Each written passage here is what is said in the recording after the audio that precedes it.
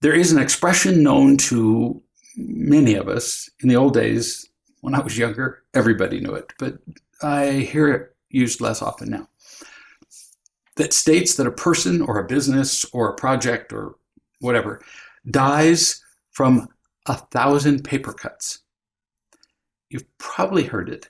If you haven't, or even if you have, what does it mean? When somebody drowns in the North Sea, and they die from hypothermia, or they just drown, or they're crushed by a collapsed building, the single cause of death is obvious. But sometimes a person or an effort can die or fail from a great number of individual events or circumstances that each alone seems small, even insignificant. A single paper cut. If you've dragged paper across your finger, you know how annoying that can be, but nobody dies. Well, I guess if you had hemophilia. Never kills anybody on the whole. But with enough of them, you could induce enough blood loss and shock that it might result in death. Hence the expression, died from 1,000 paper cuts. And apparently folklore goes, it used to be a form of torture, but don't know. I don't have confirmation about that. Let me illustrate this with a real person, Tara.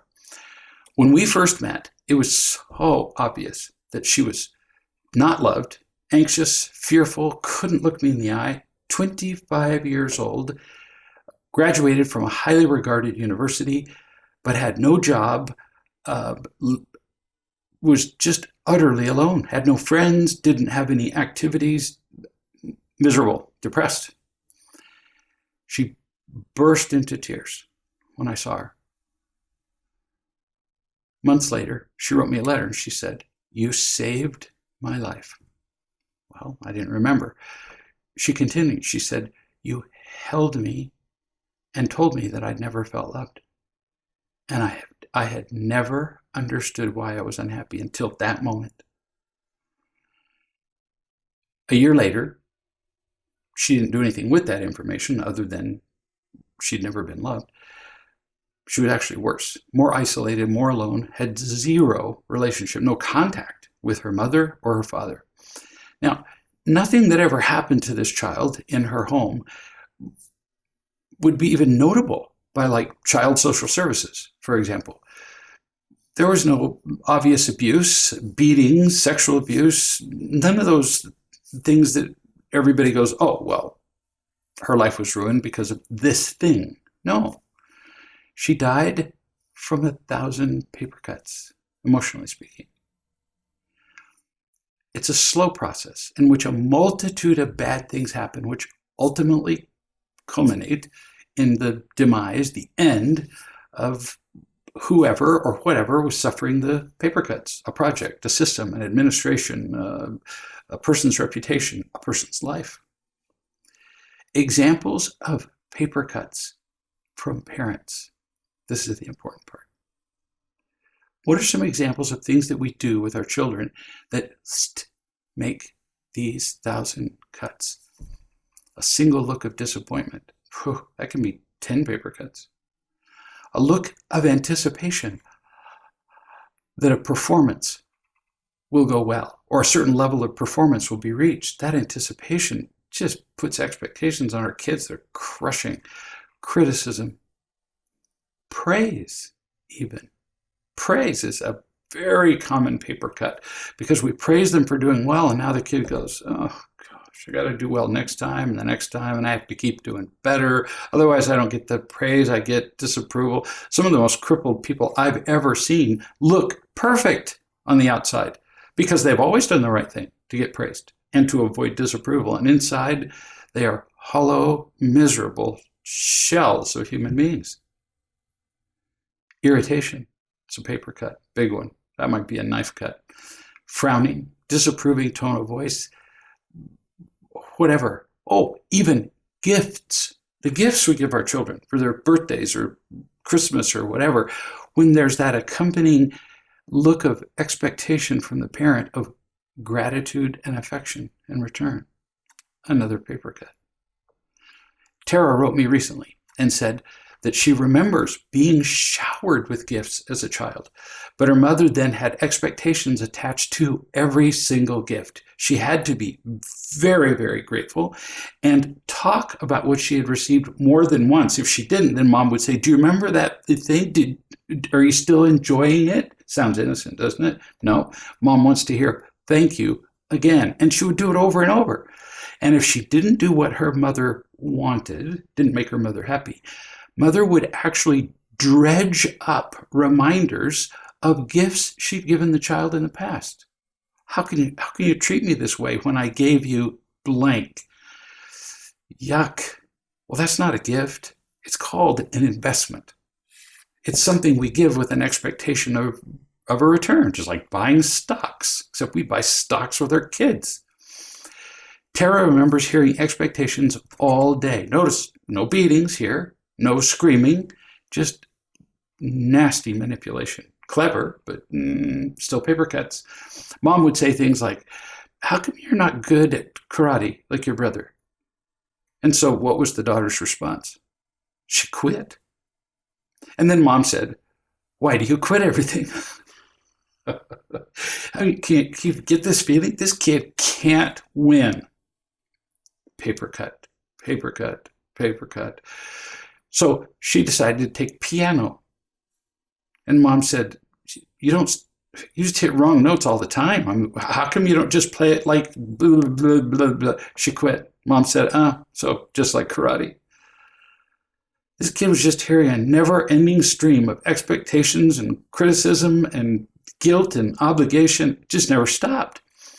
So I made some suggestions to Tara about reading Real Love and PCSD, and about how to find real love, which you can find, and she found under Finding Love on reallove.com, and way more about it in Chapter 2 of the Ridiculously Effective Parenting Training.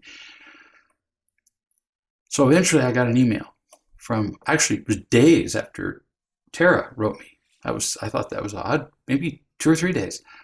I got an email from Tara's mother asking if I would talk. Sure. On the phone, when we started off, she introduced herself, and then she talked while she breathed in and while she breathed out. She talked without stopping. I don't know how people do that. I've tried talking while I'm breathing in. It's hard. For half an hour. There was no pause. She didn't pay any attention to the fact that several times I would try to get her attention to interject, because she would ask a question and then answer her own question. I thought maybe she was like asking a question of me since she was talking to me, but I was wrong. She was right about everything. Admitted zero flaws or mistakes as a mother, which is a little odd since her daughter will now not even talk to her, much less spend time with her. Some notable things that I learned from mom's own words in that one conversation. One, her husband, Tara's father, was a narcissist, full-blown narcissistic personality disorder, like insane, whose interests were only himself, his business, his money, what his wife and children could give to him. Do you notice the pattern? Narcissists only know one word: me. Me, me, me, me, me, me. Somebody will make a comment and they'll go, I don't know how to apply this to me. Why are you speaking? He was emotionally and physically abusive to Tara's mother, and apparently the mother was just too weak to leave. And she enjoyed the money that he provided because he was so focused on his career. So she allowed the emotional abuse of her daughter and herself to continue. And in the conversation with me, she didn't indicate any understanding that she was responsible at all, that she exposed her daughter to this. It was all her husband's fault. Nothing was mom's fault. Mom mentioned over and over, this is without me saying a word. I didn't ask. She's just going on. Over and over, the many gifts that she'd given her daughter. Oh, she named them. The list was endless. Her schooling, a car, karate lessons, piano lessons, a condominium in her name, money, blah, blah, blah. It went on and on. We're talking about hundreds of thousands of dollars of gifts. Every word, though, was heavy with expectations that the daughter would then feel obligation and guilt as a result of these gifts, confirming exactly what the daughter had said. Mom experienced, by her account, no intimacy or closeness ever with her husband. And yet, she said that her husband really loved Tara, his daughter, which of course is impossible from a narcissist. It can't happen. If you think you're being loved by a narcissist, you're simply being played. And if you don't realize that, then you're what's called a mark or a fool. This was Mom's rationalization for not leaving the marriage earlier. She said, oh, but he really loves her. No, never did. Never loved anybody. Never loved her mom, never loved the daughter, never loved the son. They finally divorced a number of years ago, 12, 13 years ago. She said that Tara withdrew from, not long ago, from any relationship with her father, which I'm thinking smart choice, for her own protection. But then her mother badgered her. I mean, just to death. Every conversation badgered her to resume the relationship with her father, listening to her daughter's zero. So when Tara refused and even expressed fear of her father, Mom said, she brought in the big one, God wants you to forgive him. And this is Mom's own conversation to me. Mom never said anything to the child that indicated any concern for the child. It was all for her. Mom wanted it to look like their family was healthier, so she wanted her daughter to forgive her husband. She didn't listen to the daughter's feelings. All Mom's agenda, nothing about daughter. In many ways, in one phone call, Mom indicated that Tara was somehow broken, unacceptable, even defective. She said Tara was bad at relationships, wouldn't do swimming or karate or piano, was shy, not like her brother. All she could say about her daughter was negative, like completely. And the daughter wasn't there, and I didn't ask. She's just freely offering this. Here was Mom's reason for calling me. I'm quoting her now. I don't know how to convince her, the daughter, that I love her unconditionally, end quote. That's why she called me. She wanted me to help her convince her daughter that all of her life her mother had loved the daughter unconditionally. You're kidding. Why not convince her that she's a tree? If she cared about Tara at all, what would her goal be? To learn how to love her obviously dysfunctional daughter. But no, horrifying as it is, her goal is to convince her daughter of what is not true for the mother's benefit. What did Mom really want? She wanted Tara to love Mom. She had no interest in learning how to unconditionally love her child. This is the ultimate selfishness for a parent and fatal to a child, emotionally, sometimes physically. I told Mom that she had done her best.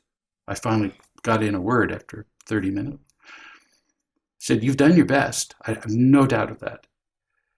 But you haven't loved her unconditionally. In fact, I didn't say this, but there wasn't even a hint of that.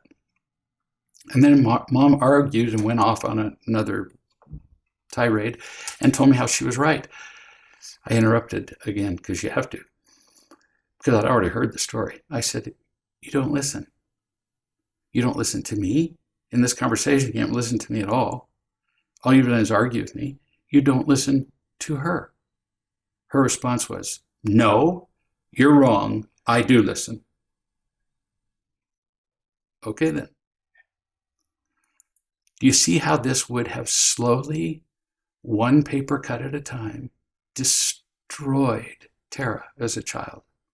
More important, can you see how you do some of these things to your child? I promise you, you do. If you read through that whole list of things I talked about, you do some of them. Every parent does. You might not be married to a narcissist. The details may differ, but we all exhibit so many characteristics of this mother who was absolutely, no doubt in the world, convinced that she was a great mother. Positive of it. How do I convince my daughter that I'm a great mother? But she wasn't even close to a great mother. She wasn't even an adequate mother. She was actually an abusive and neglectful mother. And we benefit from seeing how we do many of the same things. We don't benefit from criticizing her. She didn't listen to her daughter.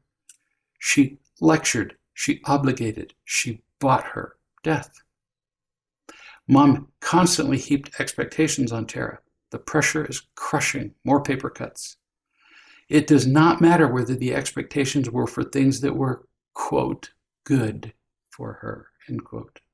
I was trying to help precedes virtually every crime in the world. Hitler was trying to help the fatherland. Pfft. She tried to help with karate, piano, swimming lessons, and just made them instruments of destruction. They became hand sledges that she beat her daughter to death with. Her disappointment was constant. She communicated that she was defective.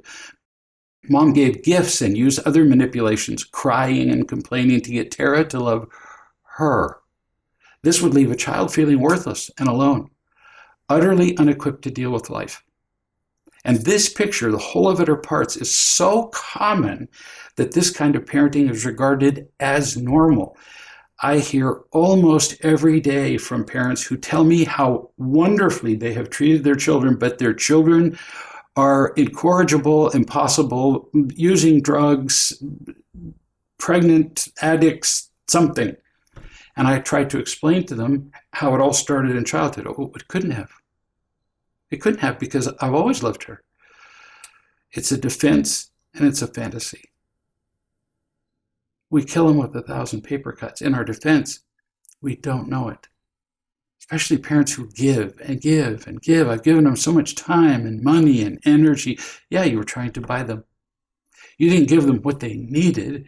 You gave them what you wanted. And what kid can resist a popsicle? You gave them stuff they liked, but you didn't give them what they needed to survive in life. You didn't conduct the school of life as a teacher. Tara wrote me, the daughter. You may not remember, but at the seminar where we met, you held me for a long time. It was the most loved and happy I've ever been in my life. You helped me see that I was not defective, just that I'd never been loved. And you helped me see that with my mother right there next to me. I'd forgotten that. So Mom had already heard me say this. She said, I felt so validated and understood. Since then, I've been healing my wounds little by little, even gaining the confidence to move across the country to fulfill a lifelong dream recently. I've been able to recognize wise men and women here and there over time, and I've kind of found a few, but it's been hard for me to open up and feel like I'm not a bother to them.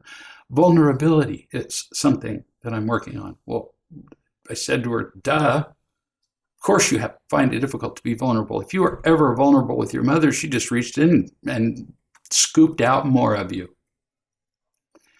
So you'll need help. You'll need somebody you can really trust to love you before you'll discover what vulnerability is. You can't be vulnerable with people who aren't trustworthy.